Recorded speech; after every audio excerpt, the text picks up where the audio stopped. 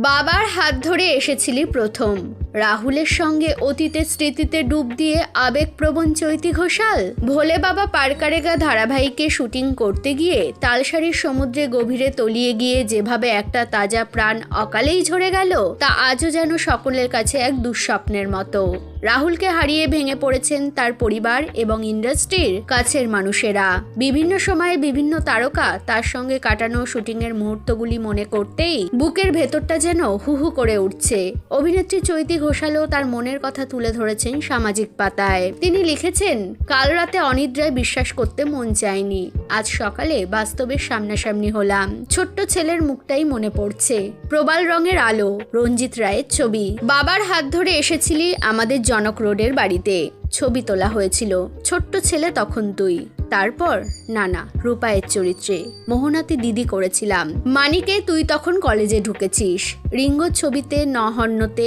এক যে ছিল শহর, দারুণ দিদি ভাইয়ের চরিত্র। শেষ ছবির পোস্টার লঞ্চ, আমি যখন হেমা মালিনী। আমরা একজন তরুণ সংবেদনশীল বুদ্ধিমান অভিনেতা এবং নাট্য ব্যক্তিত্বকে হারালাম গাফিলতির জন্য। সম্পূর্ণ তদন্ত হোক।